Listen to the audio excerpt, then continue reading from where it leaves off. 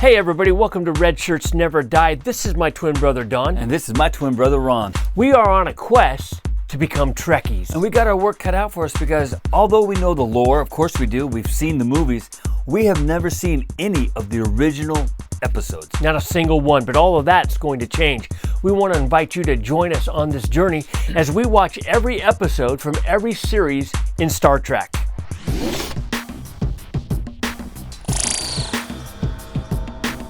You ready? I'm ready. You ready? I'm ready. Let's react.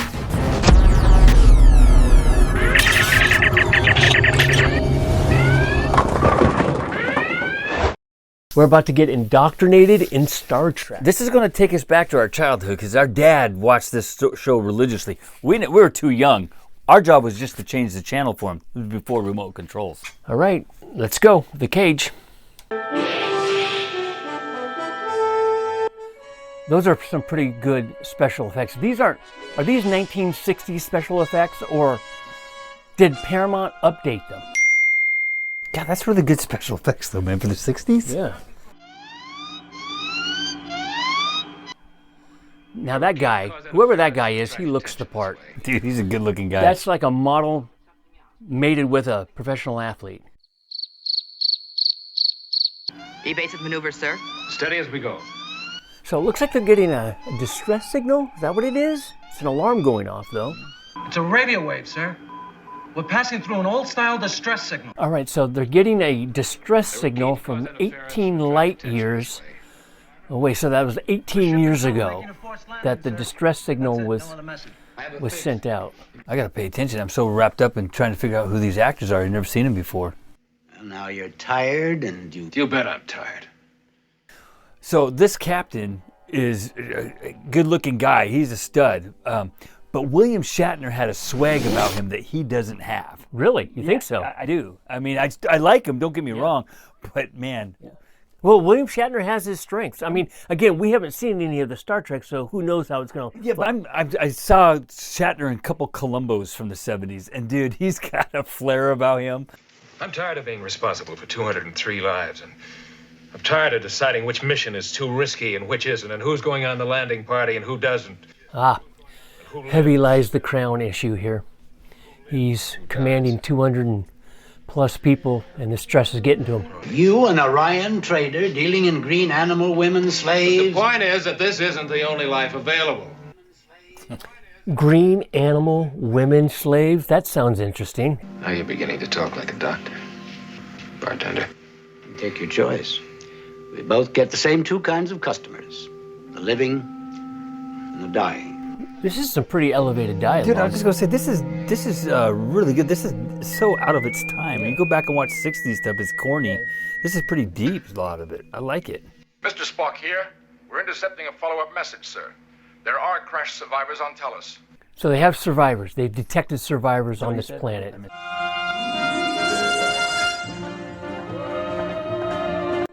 What we have here, ladies and gentlemen, it appears to be a music montage as they fly through the galaxies. I can't say I've seen that before. Our reading shows an oxygen-nitrogen atmosphere, sir. Heavy with inert elements, but well within safety limits. Well within safety limits. I gotta tell you, the thing I like about sci-fi is they definitely take their science seriously, and I gotta tell you, I appreciate that. There's no indication of problems down there, but let's not take any chances. Yes, sir. There's a cannon. Hey, they're wearing transporter jackets. I don't think that makes it to the regular series. I don't think they wore transporter jackets, right? I mean, you gotta remember, this is the first episode. How cool. It makes sense that you would have it on. Totally. God, imagine what the kids, when they saw this for the first time. Yeah. That had to be the coolest thing. One of the things I can appreciate about Star Trek is that the scripts and the stories are very highbrow, but you can tell it's still a product of its day and age with the special effects and the set design. You can tell this is during Batman 66, you know, those loud colors. Yeah, it's got that feel. Yeah. Hey, look at that mountain. That mountain reminds me of the mountain in Close Encounters of the Third Kind. I think it's Devil's Peak in Wyoming. What a cool set, though. See, you say it kind of like it has that Batman feel from, or at least that day and age, but it doesn't have the cheese. It is way more sophisticated. Yeah. What is this? Don't touch it. Those flowers? I wouldn't touch it. Don't do it. Curiosity kills the cat. Well, I guess not. What do you think of the captain? I think he's outstanding, you know, to be honest with you, with all due respect to William Shatner. You like him better than William Shatner? He's got a commanding presence on the screen. I mean, so did Shatner as Captain Kirk, to be clear, but this guy playing Captain Pike, I think his name is Jeffrey Hunter, what I saw in the credits, he's got a commanding presence, no nonsense about it. Good-looking guy. He just Sure, he looks like a leading man. he carries the screen. You know, I like this Captain Pike. I don't know if I've ever seen him in any other movie, but one thing about He William... played Jesus in King of Kings. That's him? That's him. Dude. What's this? We got a campsite here. Are these the survivors? All right, end of episode. Take them home. Everyone lives happily ever after.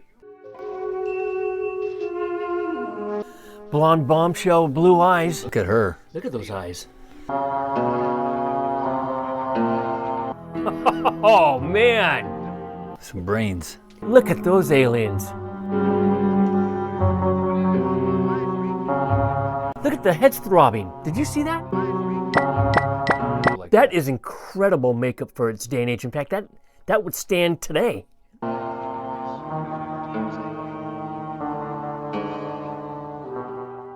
So they're watching all this. Are they controlling these people that are to be rescued? Are they... We'll find out. I don't understand. You will. You're a perfect choice. Oh, See? Something's up. all right, so she's not a human being. Is she an alien? Whoa, they're all aliens.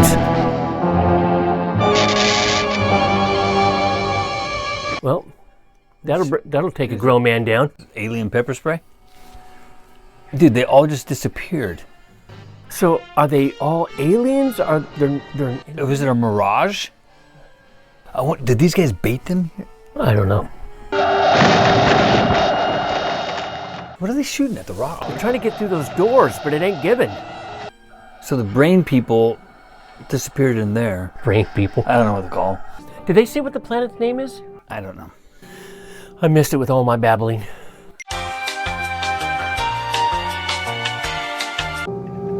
Spock here. Landing party, come in. There is no survivors encampment, number one. This is all some sort of trap. So they were baited to the planet of Talos by these aliens under the mirage, as it were, of survivors. So Turned out not to be the case. So what do they want with Captain Pike? So this episode's called The Cage. What was that?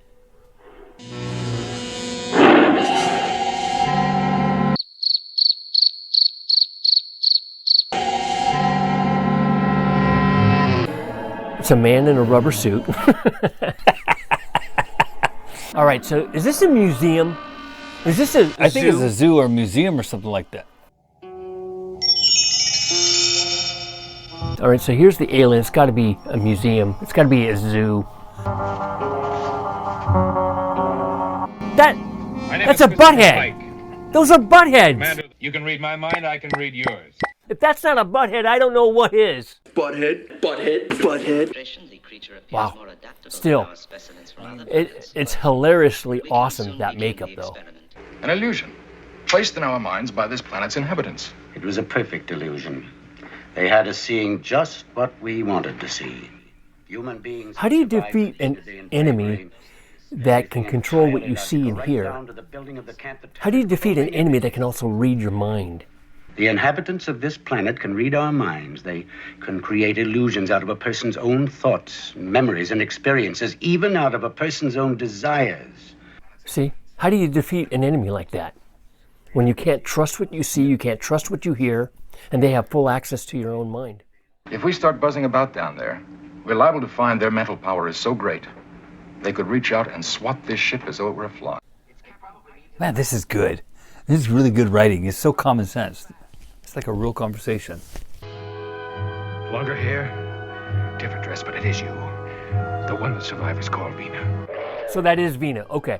That was one of the survivors. She's the one that disappeared in front of them. She's an illusion. Is she? Why didn't they create a different girl? Yeah, and I think he understands he's having an illusion, but he can't help himself.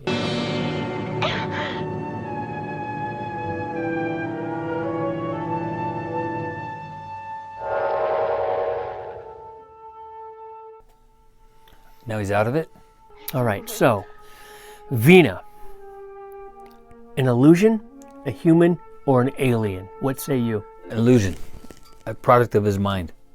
Are you real? Here we go. As real as you wish. Oh, no. No, that's not any answer. Oh, As come on. real as you want me to be, baby. That's right, Captain Pike. That's not an answer we're looking for. All circuits engaged, Mr. Spock. Standing by, number one. So what they did, the phasers couldn't open those doors where the aliens are living underground. So it looks like that's what they were talking about up on the ship. They brought down the heavy artillery to do Brought the down the job. machinery, baby. All right, open sesame.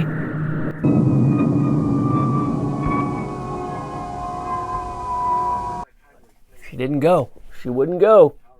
She wouldn't budge. Dude, that's got to be so demoralizing. You're trying to rescue your captain. So the Talosians who came underground found life limited here, and they concentrated on developing their mental power. Talosians. The Talosians.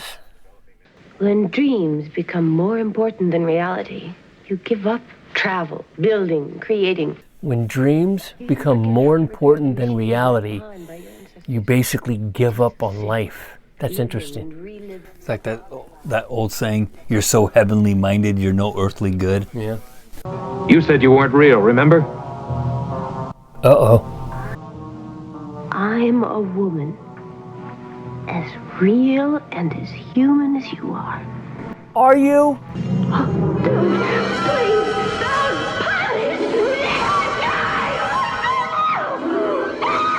Okay. She's an illusion. How does an illusion wear real clothes? Or are the clothes An illusion, yeah. Is the keeper actually communicating with one of his animals? the keeper? Is the keeper the master alien? It can appear as any food you wish to visualize. Pizza. Ice cream. It became necessary to attract a mate. All right, let's talk about the girl. I think they want you to populate the species, my man. You seem to be going out of your way to make her attractive, to make me feel protected. This is necessary in order to perpetuate the species. All right, so what I think is happening is these aliens, as you said, baited the Enterprise to come. There were no survivors. It was just one. I think it was Vina, and they're using Vina to bait the Enterprise to come so that they can engage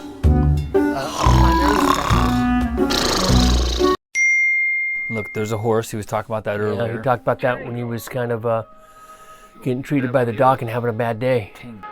Sorry, I don't have any... That's something from his memories. Yeah. They're playing hard. They're playing hardball with him. Not those emotions. They're playing hardball with him. And remember he talked about the 50 miles of park around his property or whatever? And there she's looking good. And remember the doc was mocking him about having picnics? Just about 24 hours ago, I was telling the ship's doctor how much I wanted something not very different from what we have here. He knows that's not real. Yeah, but you're stuck in a cage, man. That's got to be so tempting to just embrace it. He wants a Coke, and what he has here is a Diet Coke. It's just not the real thing, and he knows it.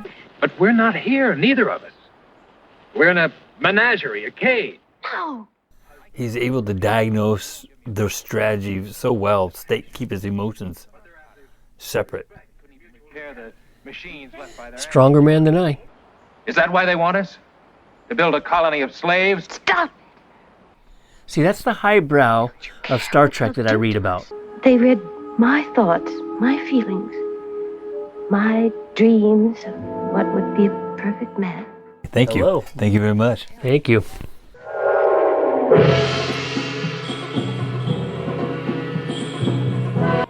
Remember the green animal slave women that the doc was talking to him about? Yeah. So it sounds like maybe Captain Pike's got it. That was a tongue-in-cheek comment he made, right? It sounds like maybe Captain Pike's got a thing for green animal slave women, and they're playing this card in order to... Is that Vina? It is Vina. Oh, she's got dark hair and green skin. He's like, I need to go take a cold shower. I'm out of here. We're hoping to transport down inside the Talosian community. All right, they're all going back down again. So they're going to try and beam in to their community? They're I guess underground? and rescue Pike, I assume. And bring it on.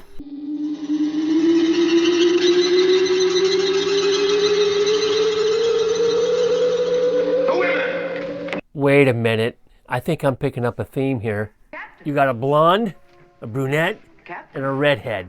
What they're doing is they're presenting Mr. Pike with a smorgasbord from which to choose. They really want him to lay some pipe, man. Each of the 2 new specimens has qualities in her favor. The female you call number 1 has the superior mind and would produce highly intelligent children. She often has fantasies involving you. Oh, hello. Snap. The other new arrival has considered you unreachable. The factors in her favor are youth and strength, plus unusually strong female drives. Hello. Still her up! Now you hold still or I'll break Hurt you. them. They don't mean to be evil. How do you beat them? This is incredible writing. Oh, snap. Hello. You know how scary that must have been in Yeah, I know, 1960 something?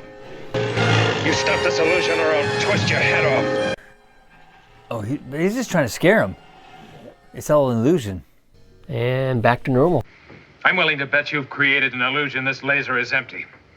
I think it just blasted a hole in that window and you're keeping us from seeing it. Dude, that's clever that he figured that out. He's Captain Pike, man. All their weapons were working, they just couldn't see it or know it. Correct, to make the illusion that they didn't. Oh, and look at the door. I was going to say, then that means the door is going to be open. So when they shot the laser, it did work, but they couldn't see it. Okay. Because of the illusion. It's all coming together now. You are now on the surface where we wished you to be. With the female of your choice, you will now begin carefully guided lives. I'd be like, why not all 3? We have time to evolve you into a society trained to serve as artisans, technicians. You understand what I'm saying? Okay, so they want to enslave the human race so that they can bring the planet back. Yep. Because they live in dreams and they no longer live in reality. And so they forgot all the technology and interesting.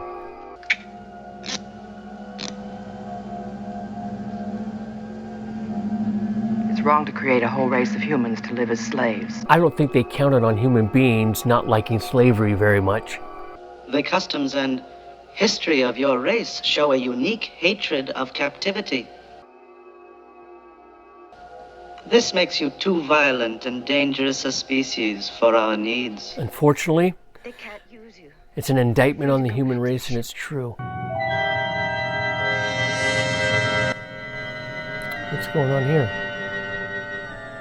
What on earth? 18 years later, what she really looks like. That's not age. No, remember she was, ooh. You see why I can't go with you. This is the female's true appearance. Because she was nursed back to health, right? In the wreckage. So she is human. Her beauty is an illusion. They rebuilt me. Everything works. But they had never seen a human. They stitched her back together like she was Frankenstein. Oh, she's hideous. No. Look away, I'm hideous. She can't go back because Oh, they'll see her in her real... and they put her together all messed up because they'd never seen a human before. So she can't go back because she's going to look like that. And She's like, no thanks. I got a hump on my back. They didn't stitch me together right. It was necessary to convince you her desire to stay is an honest one. You'll give her back her illusion of beauty. And more.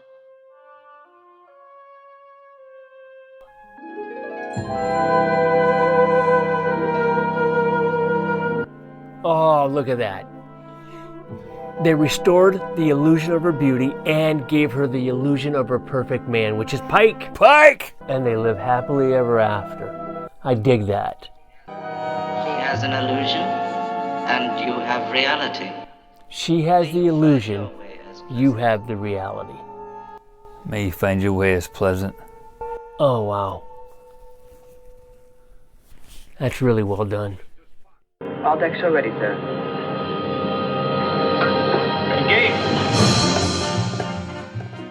Dude, I cannot imagine this in 1966 or whatever year it came out. There's the Enterprise. And off she goes. Can you imagine being a 13-year-old kid back then watching this? Crazy. Ready to talk about it? I'm ready. Quick thoughts. What do you think? Absolutely blown away or caught off guard by how sophisticated it was, the whole illusion versus reality. It had very deep and profound thoughts to it. This wasn't some comic book type of space show. I'm very intrigued because what I do know of Star Trek is obviously this is the pilot episode. They haven't found their mojo yet. I mean, they basically recast everybody. I liked Captain Pike, very stoic. My military background, I liked the fact that he was on mission. He did lack a little bit of personality. A little bit of charisma was gone. Yeah. He didn't have quite the charisma of Shatner, as you said. Don't think I ever saw him smile, but I'm totally impressed with the special effects, just the overall sets and stuff. And I'm curious as we go forward into the actual seasons, if it has the same level, if they're still performing at that level, or if it turns sitcom-y or cheaper. I'm just curious. You and me both. I love the intellectual story, very cerebral. Very highbrow. I got a couple of nitpicks. I thought that it was a little long in certain areas, and I'm thinking specifically with the picnic with Vina. That seemed to go on for a little too long. I think the overall episode could have been trimmed down. They could have trimmed some fat off, make it a 50-minute episode rather than a 60-minute episode. I thought that Captain Pike, as much as I'm enamored by that guy, I thought he looked the part. I thought he commanded the role perfectly, the actor, Jeffrey Hunter. I thought he could have used a little bit more charm. Personality. I think William Shatner had that charm from at least what we saw in the movies, because we don't know the TV show very well. Yeah, I thought it was pretty impressive, and why NBC didn't choose to pick this pilot up for a series is beyond me. I'm sure they had their reasons, but they eventually did, so I got to give them credit. Overall, I got to tell you, I was really impressed. And if I were to rank this episode based on 5 insignias, I'm going to give it 4. How about you? That's a solid 4. That's a solid 4. So right now, ranking the episodes, since we've only seen one episode, this is going to rank number 1 right now. But I got to tell you, it's going to be a tall order to beat this one. I was really impressed with it. I really enjoyed it. It wasn't perfect by any stretch of the imagination. It certainly is a product of its day and age, but it also stands the test of time. And so for that, I'm pretty impressed. I want to thank you guys for going on this journey with us. We are Trekkies in the making, and this episode really whet our appetite for more. I know it did for me. Yeah. And so I look forward to going on this journey with you. Please watch with us. Help us out. I'm Ron. I'm Don. This is Red Shirts Never Die. We'll see you next time.